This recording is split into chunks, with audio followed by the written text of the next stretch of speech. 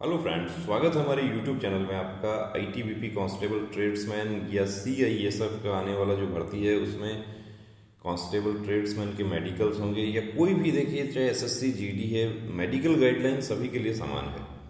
अब इन्वेस्टिगेशंस कौन कौन से होंगे इस सीरीज में हम डिस्कस करेंगे आपके लिए। वीडियोस की जो सीरीज हम विशेष रूप से हमारे आईटीबीपी ट्रेड्समैन के जो साथी अभी जिनके मेडिकल होने हैं कि इन्वेस्टिगेशंस कौन कौन से होंगे, तो देखिए यहाँ पे recommended for all candidates haemoglobin आपका चेक होगा, urine routine microscopic examination, blood की आपकी जांच होगी और एक्सरे चेस्ट पीए व्यू। इसके साथ ही मैं आपको बता दूं कि आपका ईसीजी जो होता है वो भी किया जाता है। हीमोग्लोबिन में एक सबसे बड़ी परेशानी ये होती है कि कुछ हमारे साथियों का, विशेष रूप से बहनों का, हीमोग्लोबिन कम होता है। अब तक का जो मेडिकल का प्रोसेस था वो क्या था कि यदि आपका हीमोग्लोबिन कम आ गया, आपको री मेडिकल में आपको 45 टू 60 डेज का आपको समय मिल जाता था। री मेडिकल आपका आता था तब तक, तो उसमें आप अपना कवर कर लेते थे। लेकिन अभी जो आईटीबीपी ट्रेड्समैन का और आईटीबीपी के ड्राइवर के जो मेडिकल होंगे उसमें वो प्रोसेस खत्म कर दिया गया है। अब आपका मेडिकल फर्स्ट डे होगा, उसमें आप यदि फिट हो जाते हैं बहुत अच्छी बात है, लेकिन आप अनफिट हो जाते हैं तो आपको सहमति पत्र आपसे लिया जाएगा और री मेडिकल आपका वेरी नेक्स्ट डे हो जाएगा। तो वहाँ पर हीमोग्लोबिन जैसा पॉइंट है, यूरिन में कोई प्रॉब्लम है या एक्सरे चेस्ट में भी यदि कोई प्रॉब्लम है तो उसमें आपके लिए संशोधन की कोई गुंजाइश नहीं रहेगी, समाधान की गुंजाइश नहीं रहेगी, क्योंकि एक दिन पहले जो हीमोग्लोबिन है वही जाहिर सी बात है दूसरे दिन भी हीमोग्लोबिन होगा। तो उसके लिए आप पहले से तैयार रहें। For all female candidates urine test for pregnancy. अब देखिए जो बहनें हैं हमारी जितनी भी, उनका urine test for pregnancy, UTP जिसको बोलते हैं, वो उनका किया जाएगा। The urine test for pregnancy to be done before a female candidate is subjected to CXR if UPT is positive. Guidelines as given under examination of female candidates are to be followed. तो वो positive नहीं होना चाहिए। यदि आपका pregnancy test positive आ जाता है, आपका मेडिकल रोक दिया जाएगा वहाँ पे। तो जो हमारी बहनें मैरिड हैं उनको हम इस वीडियो के माध्यम से बताना चाहेंगे कि आपका आईटीबीपी का आपका क्लियर हो गया है या आप अभी सीआईएसएफ में तो वो नहीं है, या कोई दूसरी जो फोर्सेस हैं जिसमें आपका भी मेडिकल बहुत जल्द ही आपका आने वाला है। तो इस पॉइंट का विशेष ध्यान रखना है कि प्रेगनेंसी इस दौरान नहीं होना चाहिए। प्रेगनेंसी होता है तो ये पॉजिटिव आने पर आपको उसको अलग अलग से हम डिटेल में वीडियो बनाकर बताएंगे।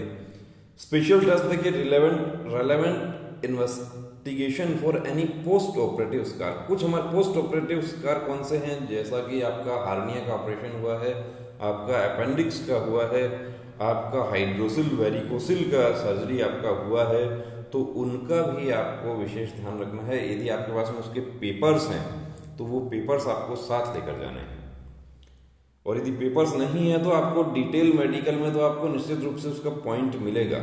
उसके बाद नेक्स्ट डे आपका री मेडिकल होगा, उसमें स्पेशलिस्ट आपको चेक करेंगे। स्पेशलिस्ट सेटिस्फाई हो जाते हैं या सिविल स्पेशलिस्ट का ओपिनियन लिया जाएगा, वो अपना रिपोर्ट नॉर्मल दे देते हैं आपके केस में, तो आप फिट हो जाएंगे। Any investigation advise by specialist with candidate is referred to specialist. आपको स्पेशलिस्ट के पास में रेफर किया जाता है और वो आपका किसी प्रकार का कोई इन्वेस्टिगेशन लिखते हैं तो वो इन्वेस्टिगेशन भी किया जाएगा। रिक्रूटिंग मेडिकल ऑफिसर में need additional days for arranging specialist opinion in some cases and therefore complete report on the same day may not be insisted upon। अब यहाँ पर ये कहा गया है कि रिक्रूटमेंट मेडिकल ऑफिसर का ये अधिकार है कि वो स्पेशलिस्ट का ओपिनियन लेने के लिए आपका मेडिकल जो है वो, कि कुछ समय के लिए आपका मेडिकल जो है वो चलेगा। अब ऐसा नहीं है कि सेम डे ही आपका मेडिकल कर दिया जाए, तो 2 दिन 4 दिन 5 दिन कितना भी उसमें लग सकता है। Medical officer should be associated with the recruitment board only from the time of final medical examination and not from the very beginning.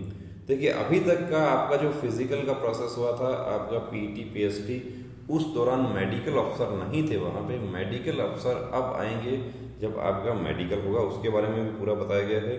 Medical board specialist जो है, specialist observation comments by the specialist, the onus of the correctness will lie on the concerned specialist। अब यहाँ पर एक बात कही गई है कि यदि मेडिकल बोर्ड में स्पेशलिस्ट डॉक्टर है, सपोज कीजिए कि ईएनटी कान नाक गले के डॉक्टर हैं वहाँ पे, और आपका कोई पॉइंट है कान नाक गले का, तो वो पूरा उसमें फिट अनफिट करने का जो दायित्व है, और यदि आप फिट हो जाते हैं, जैसे कि हमारे एसएससी के कुछ साथी जो थे एसएससी जीडी के, वो ब्रांकी मेटाटार्सिया जैसे पॉइंट में भी वो फिट हो गए, और वो गए सेंटर पे, वहाँ पे उनका दोबारा से मेडिकल हो गया और वो वहाँ से आउट हो गए। तो इसमें ये बताया गया है कि मेडिकल बोर्ड का जो स्पेशलिस्ट डॉक्टर है उनका पूरा उत्तरदायित्व रहेगा, वो रेस्पॉन्सिबल होंगे, और जो बोर्ड के जो पीओ होंगे, जो जीडी के अफसर होते हैं उसमें, वो भी रेस्पॉन्सिबल होंगे। तो ये है दोस्तों इन्वेस्टिगेशन के बारे में, पूरा मेडिकल डिटेल आपको बताया जाएगा। और मेडिकल अब आपका सबसे इम्पोर्टेंट है।